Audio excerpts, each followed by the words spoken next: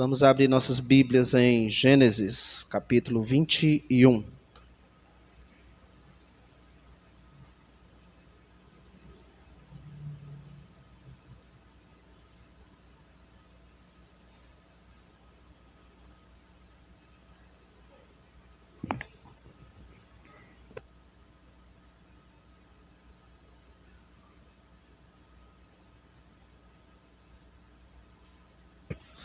Gênesis, capítulo 21.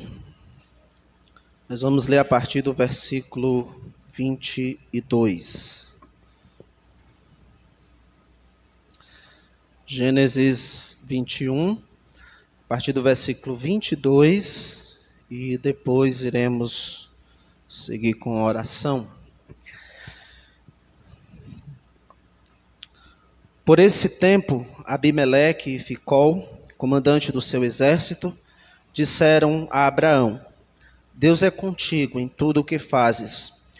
Agora, pois, jura-me aqui por Deus que me não mentirás nem a meu filho, nem a meu neto, e sim que usarás comigo e com a terra em que tens habitado, daquela mesma bondade com que eu te tratei.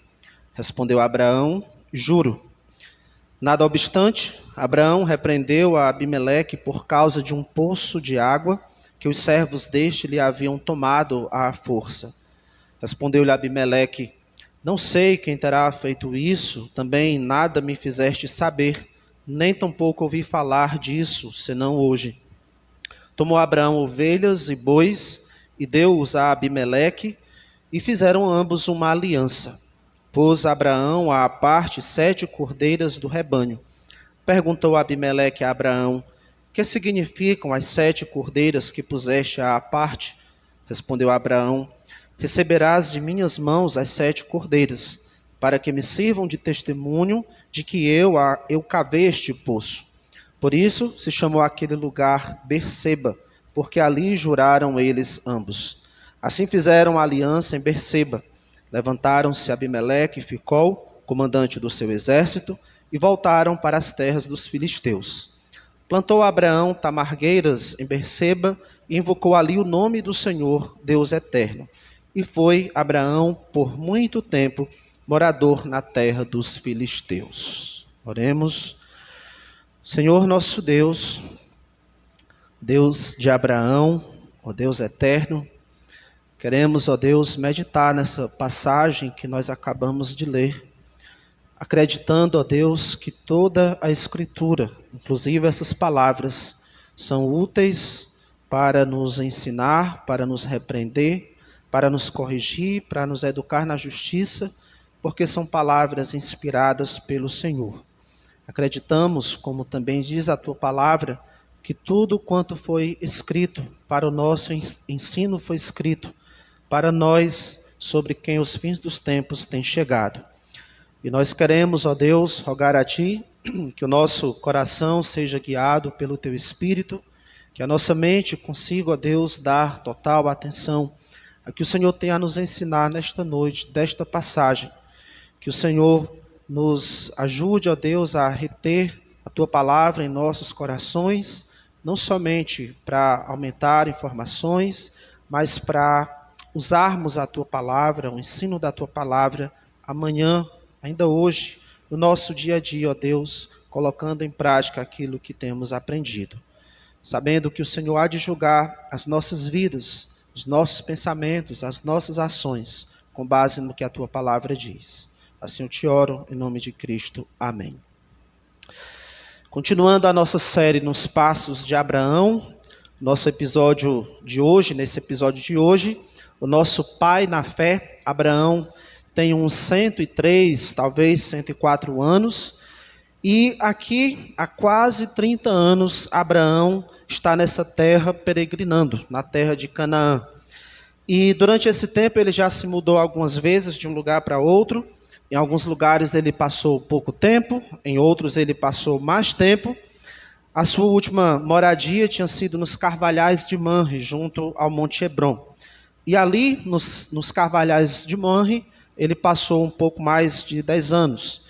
E por último, nos últimos 3 ou 4 anos, ele se mudou aqui, mais para o sul da terra, para Gerar. Foi onde nasceu o filho da promessa, Isaque, e foi aqui também onde Abraão fez a festa do desmame. Ele fez aquela festa que nós vimos na semana passada para celebrar essa mudança de fase na vida de Isaque, em que ele deixava de ser um bebê que mamava, para agora ser uma criança que não mais precisa mamar.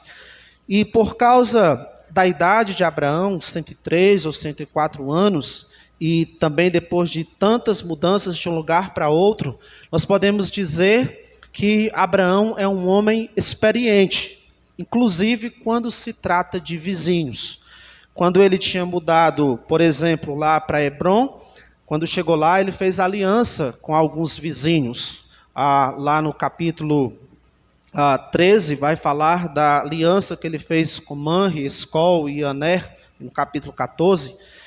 E esses homens que se tornaram tanto amigos como aliados de Abraão, se você lembra, eles ajudaram Abraão na batalha contra os reis da Mesopotâmia. Abraão se aliou a eles e montou ali um exército de 318 homens e foram então em busca de resgatar Ló e todos os moradores e pertences lá de Sodoma. E agora nessa nova morada, nós vemos Abraão fazendo também um tipo de aliança com o líder de Gerar, o rei Abimeleque. E aí uma das coisas que nós podemos observar nesse texto é como Abraão se comporta como vizinho. Quase todos aqui são vizinhos de alguém. Há alguém morando do seu lado direito, alguém morando do seu lado esquerdo, alguma casa na frente da sua casa que tem pessoas morando ali também, ou outros têm pessoas morando embaixo da sua casa, outros morando em cima da sua casa, todo, vamos dizer assim, envolto de vizinhos por todos os lados e em todas as direções. Claro que há exceções, dependendo de onde você mora, não tem vizinho, ou não tem tantos vizinhos assim, mas normalmente somos cercados por vizinhos. E aí cabe nos perguntar, considerando aquilo que podemos aprender aqui da vida de Abraão, como você, irmão e irmã em Cristo, deve agir enquanto vizinho ou vizinha. Como é que você se relaciona com seus vizinhos? Você se dá bem com eles? Sabe quem eles são? Os seus vizinhos sabem que, por exemplo, você é um crente ou se congrega na igreja bíblica? Você já teve algum atrito ou discussão com algum vizinho? Como você, irmão e irmã em Cristo, deve agir enquanto vizinho ou vizinha? E aí, seguindo aqui os passos de Abraão, o tema da nossa mensagem hoje é bons vizinhos como Abraão. E eu quero pontuar aqui 5 conselhos que Abraão poderia nos dar para nós sermos bons vizinhos como servos de Deus. A gente sabendo que ele teve essa larga experiência de morar em um lugar e depois em outro, e ter convivido ali com os vizinhos, se nós pudéssemos sentar com eles e com ele e pedir conselhos, Abraão, o que você me aconselharia quanto à maneira que eu devo agir em relação aos meus vizinhos? Pelo menos 5 conselhos nós poderíamos ouvir de Abraão. E eu confesso que esses conselhos que eu vou pontuar aqui para os irmãos, eles me confrontam muito. Eles me mostram o quanto eu preciso me esforçar mais, melhorar, para ser um vizinho que Deus quer que eu seja. O primeiro conselho que Abraão poderia nos dar sobre isso é: seja respeitável pelo bom testemunho. Seja respeitável pelo bom testemunho. Nós temos aí no versículo 22, por esse tempo, logo depois ali desse evento do desmame, dessa festa do desmame de Isaque, por esse tempo Abimeleque e Ficol, comandante do seu exército, disseram a Abraão. Então eles fizeram essa visita a Abraão e disseram a eles: Deus é contigo em tudo o que fazes. Deus é contigo em tudo o que fazes. Vemos aí esses homens vindo fazer essa visita a Abraão e reconhecendo que Deus o abençoava. Eles podiam olhar para a vida de Abraão e perceber tanto a presença de Deus como a bênção de Deus na vida desse estrangeiro. Eles estão aqui tratando esse vizinho novato com respeito, por verem que há uma ligação dele, de Abraão, com Deus. Agora, se você pode lembrar o que foi mostrado no capítulo 20, a chegada de Abraão aqui não foi tão amigável. A chegada de Abraão a Gerar foi marcada por um mau testemunho de Abraão. Abraão chegou mentindo quanto ao seu relacionamento com Sara, dizendo que ela era a sua irmã. No capítulo 20, versículo 2, que narra quando ele se muda para Gerar, lá diz: disse Abraão de Sara, sua mulher, ela é minha irmã. Assim, pois, Abimeleque, rei de Gerar, mandou buscá-la. E aí, a história se desenrola lá, o pecado de Abraão foi descoberto, o pecado dele foi exposto, ele foi confrontado por Abimeleque e, por fim, o rei Abimeleque permitiu que ele morasse ainda em Gerar. E aí, desde esse tempo, passaram-se agora 3, 4 anos, e foi tempo suficiente para Abimeleque perceber o verdadeiro caráter de Abraão e o respeitá-lo. Esse novo vizinho, Abimeleque podia entender, embora tivesse chegado ali tentando se apoiar numa mentira, não era de fato uma pessoa mentirosa. Abraão não era uma pessoa desonesta. Ele não começou a construir a sua vida ali em Gerar, essa nova comunidade, tentando enganar as pessoas, passando a perna em um, em outro. Pelo contrário, Abraão viveu de modo que as pessoas podiam admitir que Deus estava presente na sua vida e o abençoava. E isso, as pessoas de maior posição ali naquele lugar, pôde chegar a dizer para ele: Deus é contigo em tudo o que fazes. E essa ideia de que Deus é com alguém em tudo que essa pessoa faz, essa ideia aparece outras vezes no Antigo Testamento, e a ideia é que Deus está com alguém para o abençoar. Por exemplo, lá em 2 Samuel, capítulo 5, versículo 10, falando acerca do rei Davi, diz assim: ia Davi crescendo em poder cada vez mais, porque o Senhor era com ele, e o engrandeceu vou reler aqui. Ia Davi crescendo em poder cada vez mais, porque o Senhor, Deus dos exércitos, era com ele. Perceba essa relação de Deus estar com Davi, e o resultado, Davi crescia. Em 1 Crônicas, capítulo 1, versículo 1, agora falando do filho de Davi, Salomão, diz: Salomão, filho de Davi, fortaleceu-se no seu reino, e o Senhor, seu Deus, era com ele, e o engrandeceu sobremaneira. De novo, essa relação de Deus estar com alguém e essa pessoa ser abençoada. E nós vamos ver isso também ainda no livro de Gênesis, com respeito a José. Lá no capítulo 39, versículo 2, diz: o Senhor era com José, que veio a ser homem próspero. Essa prosperidade na vida dele se devia ao fato de Deus ser com ele.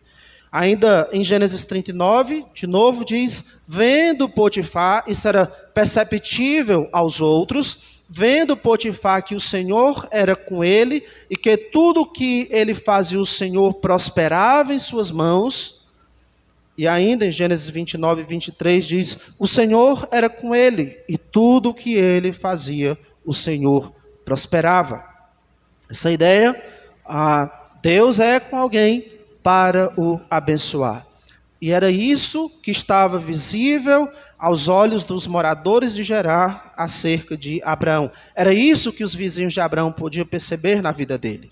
Deus está com este homem e a sua vida é abençoada ou está sendo abençoada por causa disso. Abraão vivia em temor a Deus, Abraão era fiel ao seu Deus, embora ele tivesse as suas falhas, mas o seu caráter era aprovado. Embora alguém pudesse dizer, ele mentiu, mas o seu caráter era provado. Ele era um homem de bom testemunho, a ponto de estar claro para as pessoas que Deus estava presente na sua vida. E o melhor disso é o efeito que isso tem sobre as outras pessoas. Crentes de bom testemunho, que têm uma vida comprometida com Deus, ou vão repelir descrentes, ou vão atraí-los.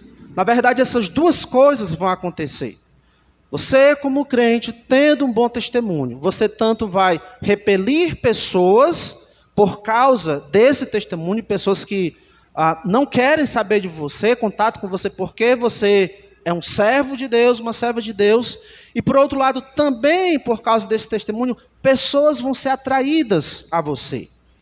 E quando o nosso bom testemunho atrai pessoas, essas pessoas, elas se aproximam de nós com respeito. Elas nos respeitam, não tanto por causa da nossa idade, não tanto porque sabemos dar bons conselhos, elas nos respeitam por causa de Deus, porque elas percebem a presença de Deus na nossa vida. Deus sendo glorificado por causa do nosso bom testemunho. Mateus 5,16, Jesus Cristo disse: assim brilhe também a vossa luz diante dos homens, para que vejam as vossas boas obras e glorifiquem a vosso Pai que está nos céus. Então, irmãos, sobre os nossos vizinhos, dependendo de onde você mora, os nossos vizinhos, eles estão com as câmeras voltadas para você e para a sua família. A sua vida certamente não é um reality show como o Big Brother, mas as câmeras dos olhos dos descrentes estão lhe vigiando quase por 24 horas, o tempo que eles puderem. Os ouvidos deles estão bem atentos aos barulhos da sua casa, com certeza.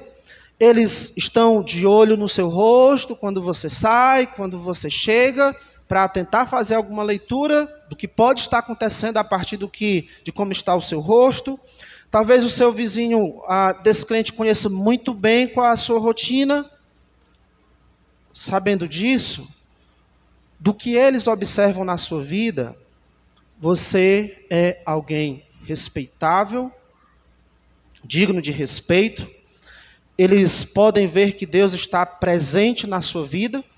Pense bem sobre isso. Infelizmente, há muitos homens e mulheres, rapazes e moças, que se queixam que são crentes, mas que vivem como diabinhos dentro de casa. E os seus vizinhos que notam isso, eles vão dizer: Deus me livre de ser crente como fulano, ou como cicrana. Pessoal, alerta sobre isso, porque é fácil pousar de santo aqui na igreja, mas você é santo na sua casa, no comportamento com o seu cônjuge, com os seus filhos, você trata os seus pais com devido respeito, com honra. Homens, você de fato ama a sua esposa e a trata com palavras brandas e respeitosas. Não estou perguntando se você é perfeito nisso, mas no geral, você trata a sua esposa com respeito e com brandura. E irmãs, esposas, você ama mesmo seu esposo e expressa isso por meio de uma submissão respeitosa? E nós pais, como nós conversamos com os nossos filhos? Aliás, conversamos ou berramos com os nossos filhos? O que é que os nossos vizinhos escutam quando temos algo a dizer para os nossos filhos? Eles nem precisariam escutar, mas se estão escutando, o que é que eles estão escutando? Você de fato ama a Deus como quando você diz que é crente, você ama a Deus, você se congrega com fidelidade, você evangeliza, você aconselha outros irmãos visando o crescimento espiritual. Não é só se você aconselha, é se você aconselha, dá conselhos, pensando no bem espiritual do outro. Você vive, de fato, como um crente? É possível ver Deus na sua vida? É possível que outros vejam Deus na sua vida? Seja franco com essas perguntas. Porque aqueles que lhe conhecem mais de perto, que lhe observam, eles vão dizer algo a seu respeito. E o que é que eles poderiam dizer? Eles diriam: Deus é com você em tudo o que você faz. Deus está presente na sua vida e o abençoa. Isso é verdade? Deus está presente na sua vida e tem lhe abençoado. Que os seus vizinhos o respeitem, especialmente por causa do seu bom testemunho, por verem Deus presente na sua vida. Abra sua Bíblia aí em 1 Pedro, capítulo 2. Primeira epístola de Pedro, capítulo 2, versículo 12.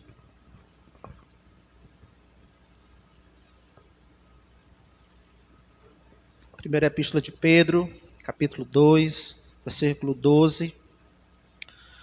O apóstolo Pedro diz: mantendo exemplar o vosso procedimento no meio dos gentios, para que naquilo que falam contra vós outros como de malfeitores, observando-vos em vossas boas obras, glorifiquem a Deus no dia da visitação. Nós não vamos escapar desse observar, desse olho investigador dos nossos vizinhos. Então, o que eles poderiam dizer a respeito de nós, a respeito de Deus? O conselho de Abraão para nós aqui é: seja respeitável pelo bom testemunho. Segundo conselho, voltando a Gênesis, segundo conselho que Abraão poderia nos dar, fortaleça os relacionamentos à medida do possível. Fortaleça os relacionamentos à medida que for possível. Versículo 23 de Gênesis 21, continuando aí a fala de Abimeleque a Abraão, diz: agora, pois, jura-me aqui por Deus que me não mentirás, nem a meu filho, nem a meu neto, e sim que usarás de misericórdia sim que usarás comigo e com a terra que tens habitado, daquela mesma bondade com que eu te tratei. Respondeu Abraão: juro. Lembrando o que aconteceu quando Abraão chegou aqui, o relacionamento de Abraão e Abimeleque tinha começado podemos dizer, de modo frágil. E Abraão era o responsável por causa disso, porque ele chegou aqui e mentiu para Abimeleque. E agora Abimeleque, ele reconhece que Deus tem abençoado Abraão, que Deus está presente na vida de Abraão, mas ele quer saber se pode mesmo confiar nesse Abraão. Versículo 23, de novo: agora, pois, jura-me aqui por Deus que me não mentirás, nem a meu filho, nem a meu neto. Abimeleque queria que Abraão assumisse o compromisso de que ele agiria com bondade, tanto com ele como com a sua descendência. Ele queria aqui que Abraão fosse verdadeiro nesse compromisso. Jura-me aqui por Deus que me não mentirás. Em outras palavras, jure por Deus que você não vai enganar a mim, nem a meu filho, nem a meu neto. E porque Abimeleque faz esse apelo, o que Abraão tinha feito, como já tenho dito aqui, quando ele chegou em Gerar? Enganou Abimeleque. E é por isso que o relacionamento de Abraão com ele está frágil. Então é aqui que Abimeleque, ele, embora percebendo a presença de Deus na vida de Abraão, ainda tinha essa dúvida se podia confiar mesmo em Abraão. Pense bem sobre isso. Que coisa triste para um crente alguém não confiar nele ou na sua palavra. Claro, uma coisa é alguém não confiar em você porque ainda não lhe conhece. Outra é alguém não confiar em você porque você deu motivo, sendo mentiroso, enganando, tendo duas palavras, falhando com suas promessas sem dar justificativa. Mentira e desonestidade fragilizam os relacionamentos. E a coisa é ainda pior quando se trata de vizinho. ou de pessoas que temos que ver com frequência, como um parente, um amigo, um irmão em Cristo. Mas pensando aqui em nossos vizinhos, como é ruim ter um relacionamento fragilizado por causa de um erro nosso.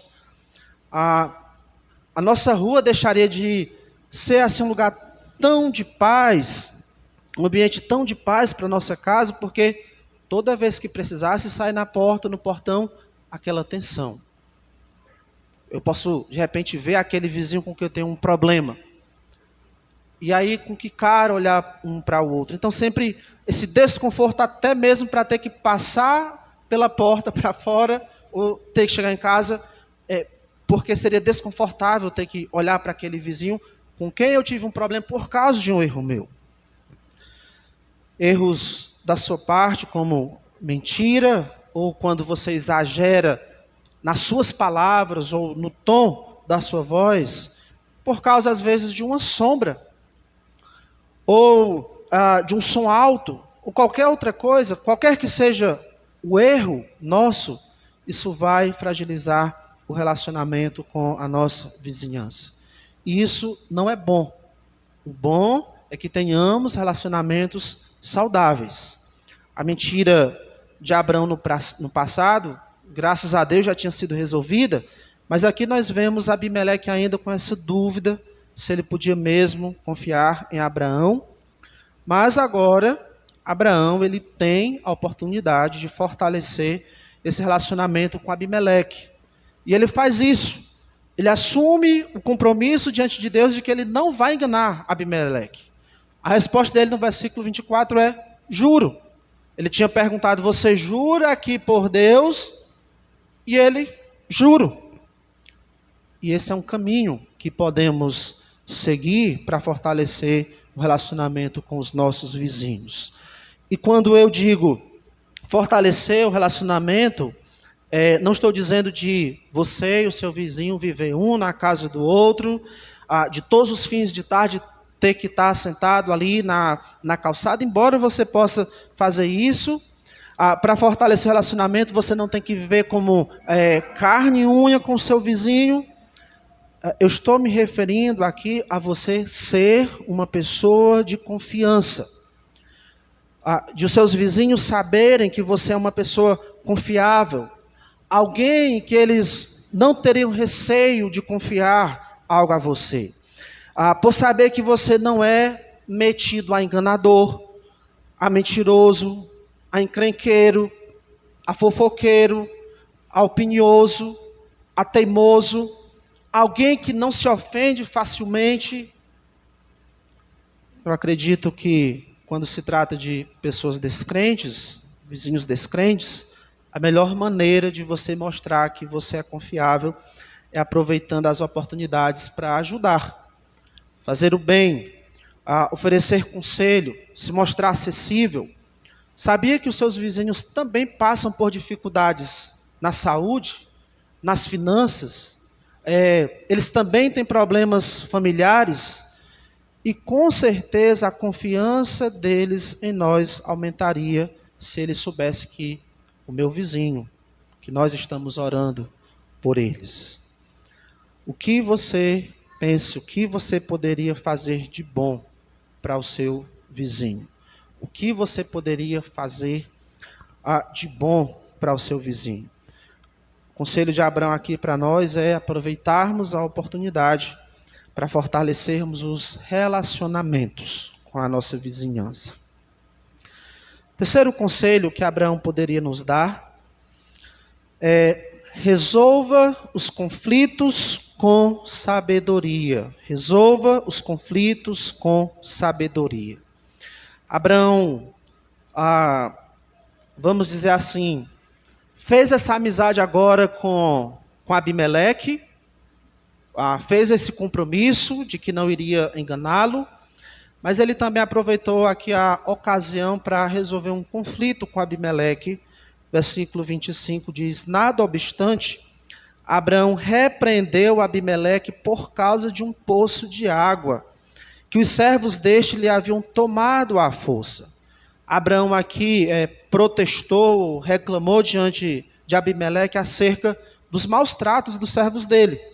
Abraão tinha cavado um poço de água, e os servos de Abimeleque, como diz aí, tomaram a força. Agora, por que Abraão faria questão por um poço de água?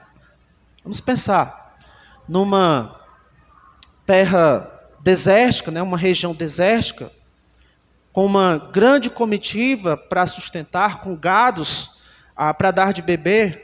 Água era uma preciosidade. De modo que nos tempos antigos, muitas batalhas aconteciam com esse objetivo de conquistar um poço de água. Cidades eram destruídas por inteiro, tentando proteger um poço de água. Um poço normalmente ficava num lugar estratégico numa cidade para ser o lugar mais bem protegido pelas pessoas ali. Uma boa fonte de água, ou, digamos assim, uma boa cacimba, representava a sobrevivência de uma família, de uma linhagem por um longo período. Então os servos de Abimeleque tinham tomado algo muito precioso de Abraão. Mas como foi que Abraão resolveu esse problema?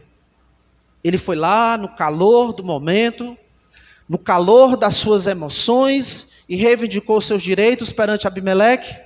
Não. Ele aguardou o momento oportuno para tratar desse problema.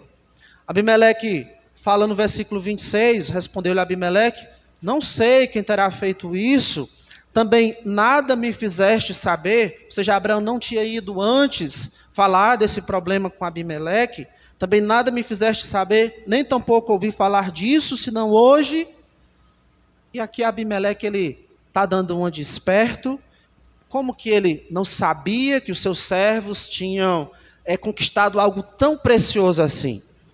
Como alguns diriam, Abimeleque aqui está sendo mala, está se passando, está dando uma de doido para melhor passar. Mas Abraão releva tudo isso, ele não questiona, como assim? Você não sabia nada. Abraão esperou o momento mais favorável para tratar do problema. E além disso, Abraão deu passos para garantir que esse problema, de fato, estava resolvido e não voltasse a acontecer conflitos depois, no futuro, por causa do poço. Então ele fez uma aliança, uma cerimônia que legalizasse o poço como sendo seu. A partir do versículo 27 diz: tomou Abraão ovelhas e boi, e deu-os a Abimeleque, e fizeram ambos uma aliança. Pôs Abraão à parte 7 cordeiras do rebanho. Perguntou Abimeleque a Abraão: o que significam as 7 cordeiras que puseste à parte? Respondeu Abraão: receberás de minhas mãos as 7 cordeiras, para que me sirvam de testemunha de que eu cavei este poço. E resumindo aí o que acontece nesse pacto, narrado no versículo 27 a 34, Abimeleque, ele reconhece o poço como propriedade de Abraão. Esse é o foco aí dessa aliança que eles fazem. O poço, legalmente falando, agora é de Abraão. E Abraão, para confirmar isso, que ele é o dono do poço, ele próprio dá um nome para o poço. O versículo 31 diz: por isso se chamou aquele lugar Berseba, porque ali juraram ele ambos. Esse nome Berseba, nome do poço, significa poço de juramento. Abraão deu um nome que faria lembrar o que tinha acontecido ali. Um nome que também serviria de testemunho de que aqui foi feito um juramento, aqui foi feito um compromisso. O resultado dessa história, Abraão é o dono deste poço. Mas eu quero que a gente observe que foi bem melhor Abraão ter deixado para resolver essa questão agora, do que se ele tivesse ido lá quando os servos de Abimeleque forçaram e tomaram o poço. Talvez se ele tivesse ido lá com sangue quente, reclamar o seu poço, talvez ele só teria aumentado aí o problema. Talvez a inimizade de Abimeleque em relação a ele tivesse aumentado. Então, foi sábio da parte de Abraão esperar um pouco mais, esperar até o momento oportuno, e talvez até está disposto a perder o poço se fosse o caso, que é o que parece. Ele não foi, não sabemos há quanto tempo daqui para quando tinha acontecido o problema, mas parece que se não tivesse surgido essa ocasião, ele estava disposto a deixar isso para lá, a ter perdido o poço. Conselho para nós: resolvermos os conflitos com sabedoria. Era isso que Abraão nos diria. E conflitos com vizinhos podem ser por N motivos, de coisas grandes a coisas pequenas. Às vezes por causa de um barulho, por causa de lixo, por causa de fumaça, por causa de poeira, por causa da sombra de uma planta, por causa de algum animal, um que pulou para o quintal do outro, por causa de brincadeiras dos filhos. Às vezes o problema, que parece pequeno, se torna uma coisa muito grande, por causa dessas coisas, entre outras. Não deixe de resolver o conflito, mas tenha o cuidado com o calor do momento. Essa ideia de, assim que você toma conhecimento do problema, que atiça aquela ira, aquela energia dentro de você, e você querer ir logo lá tomar satisfação, pode ser que você não vá dizer as palavras certas. Ou pode ser que você diga as palavras certas, mas num tom errado. E pode ser que, em vez de você resolver o problema, você aumente ainda mais o problema. O mais sábio, muitas vezes, é esperar um pouco mais, um momento mais favorável. Outras vezes, o mais sábio é deixar a queixa nas mãos de Deus e estar disposto a perder. Se for algum mal que foi feito a você, em Romanos nós aprendemos: vença o mal com o bem.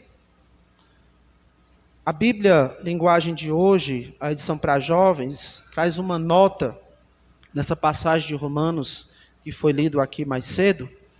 Lá diz: não tente dar o troco nem se vingar.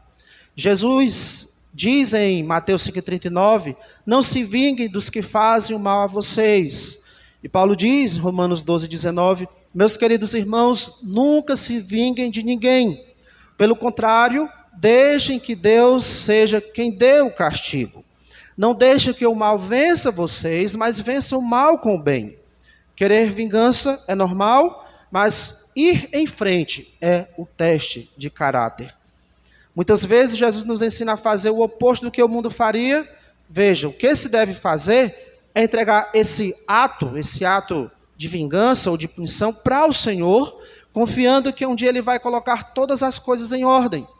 Não haja como os seus inimigos, mas derrote-os com a força do seu caráter. Substitua a maldade deles pela sua bondade. Anota na Bíblia, a linguagem de hoje, edição para jovens. Às vezes é melhor perdermos 1 metro de terra, um galho de planta, um pedaço da calçada, e confiarmos na justiça de Deus, do que querer resolver os conflitos com briga imediatamente. Que o Senhor nos dê sabedoria para resolvermos os conflitos com aqueles que moram do nosso lado. Quarto conselho que Abraão nos daria, que ele poderia nos dar: não comprometa a sua fé. Versículo 33, plantou Abraão tamargueiras em Berseba e invocou ali o nome do Senhor, Deus eterno. Por todos os lugares que Abraão morou na terra de Canaã, ele teve como vizinho pessoas que adoravam falsos deuses. E assim que chegou na terra de Canaã, Abraão, de modo corajoso, fez um altar e invocou o nome do Senhor. E ele fez isso bem no centro de adoração aos deuses pagãos, como nós vimos no capítulo 12. Capítulo 12, versículo 8, diz: passando dali para o monte ao oriente de Betel, ali edificou um altar ao Senhor e invocou o nome do Senhor. E depois, quando ele se instalou nos carvalhais de Manre, junto a Hebron, que foi onde ele passou mais tempo, quando chegou ali, ele não agiu de modo religioso e começou a adorar os deuses que eram adorados ali. Não. Primeiro, ele cuidou em fazer um altar ao Senhor. Gênesis 3:18 diz: E Abraão, mudando as suas tendas, foi habitar nos cavalhais de Manre, que estão junto a Hebrom, e levantou ali um altar ao Senhor. Em momento nenhum, Abraão se deixou intimidar por seus vizinhos idólatras, ao ponto de tentar esconder a sua fé nesse Deus que ninguém nunca ouviu falar, Yahweh, o Senhor. Não. E agora em Gerar, depois de fazer a aliança com Abimeleque, Abraão faz uma espécie de marco aqui. O versículo diz que ele planta tamargueiras, talvez para demarcar ainda mais o poço como sua propriedade, mas também como um lembrete da presença de Deus em sua vida, mesmo nos momentos desérticos. Para lembrar, ali é uma motivação para adorar a Deus. Ele tem agora um poço que é seu. Abraão agora está mesmo instalado em Gerar, porque ele tem um poço, ele pode estabelecer moradia ali por um bom tempo. Então, já que ele vai ficar ali, ele faz dali um local também de adoração. No final do versículo 33 diz: E invocou o nome do Senhor. O texto não diz, mas é provável que Abraão tenha levantado um altar também ali para adorar o Senhor.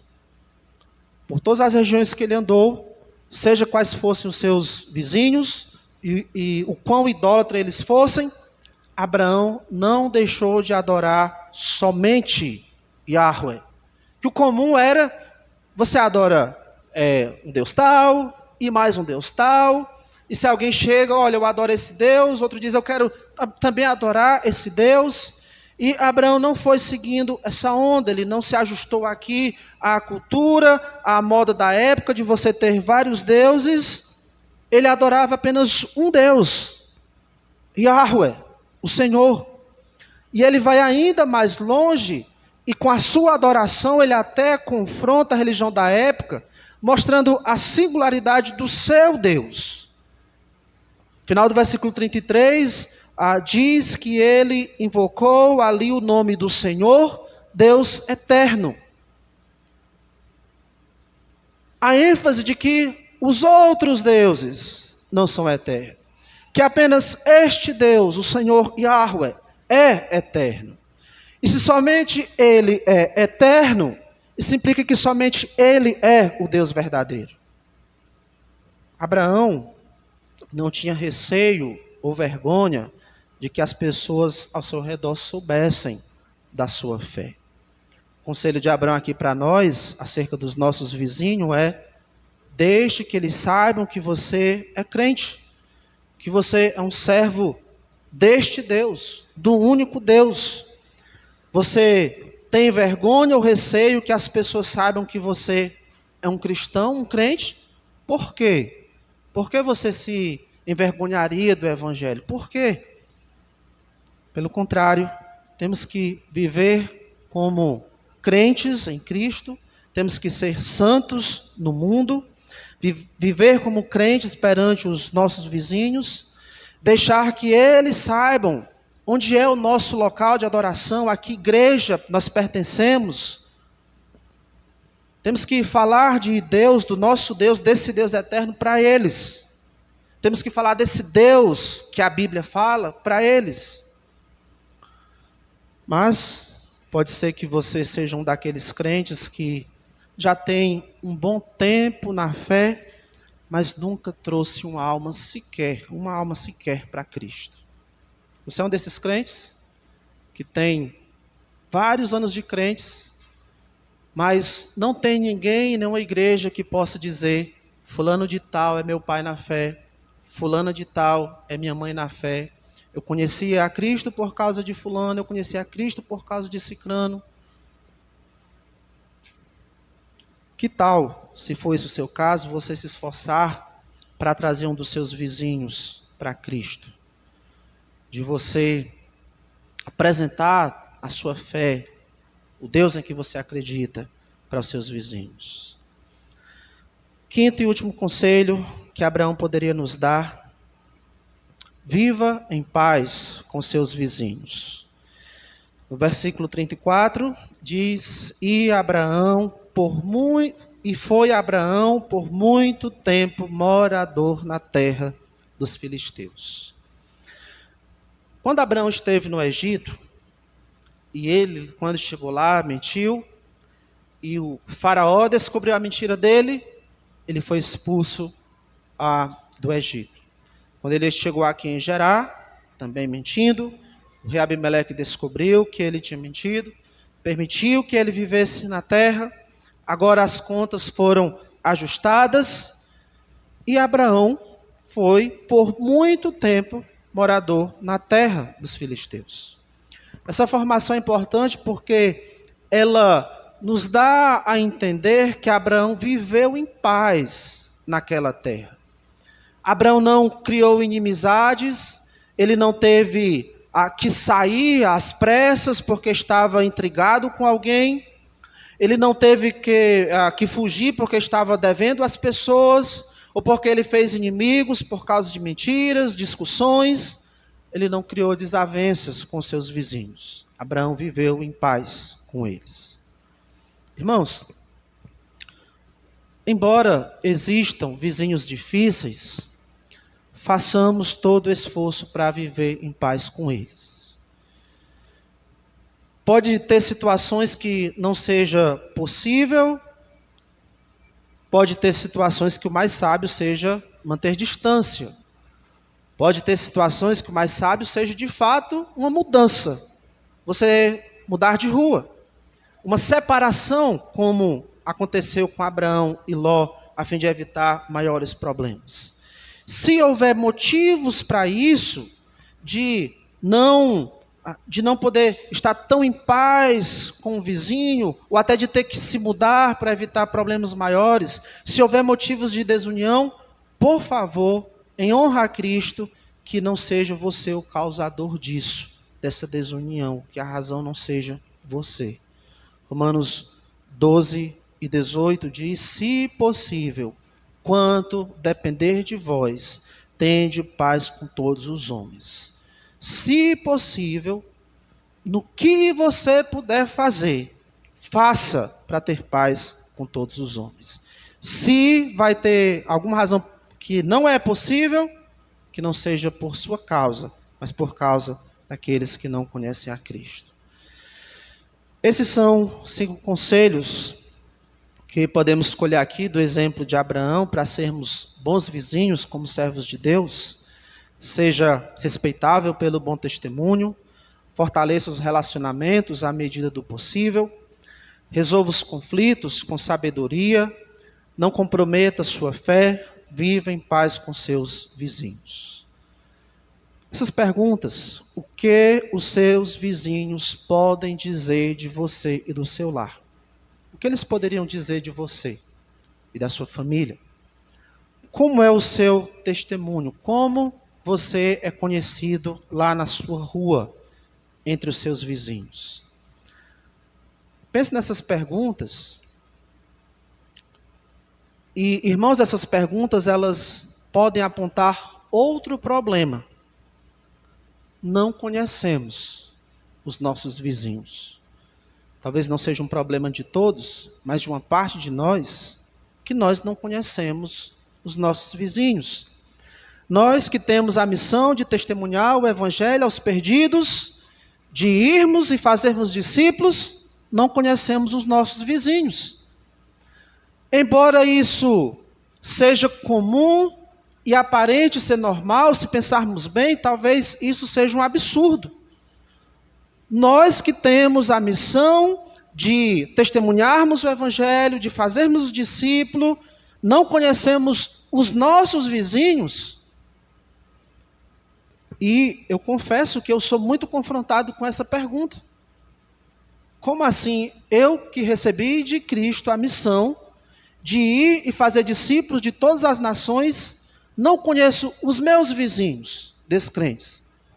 É um absurdo. É para nos envergonhar se estamos nessa situação. É muito fácil criarmos uma bolha em volta da nossa casa, em volta de nós mesmos, e sermos estranhos na nossa vizinhança.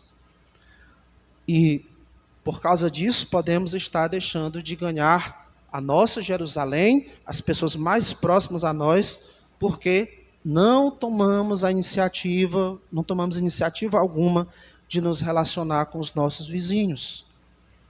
E se fazemos isso, se temos essa atitude de não buscarmos nos relacionar com os nossos vizinhos, isso é algo contrário aos propósitos do reino de Deus. A nossa missão aqui no reino de Deus, parte ainda desse mundo aqui, é fazermos discípulos. E se nós sequer buscamos alcançar os próximos a nós, isso é contrário aos propósitos do reino. Isso é ruim. Mas uma coisa pior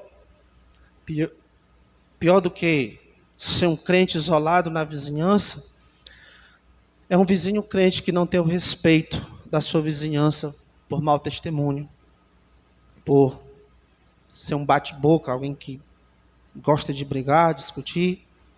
Pior do que sermos vizinhos isolados é as pessoas não verem Deus em nossas vidas e em nossa família. Nós dizemos, temos que ter bom testemunho. E o que é isso, bom testemunho? Um bom testemunho só é bom testemunho se as pessoas podem dizer algo de bom acerca de nós. Bom testemunho só é bom testemunho quando as pessoas têm algo de bom para testemunhar.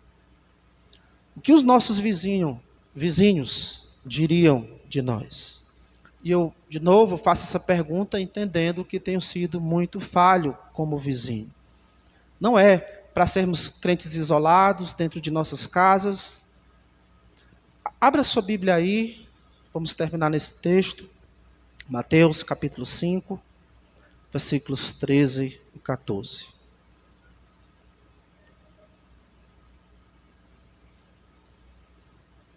Mateus 5, a partir do versículo 13, Jesus Cristo disse: vós sois o sal da terra.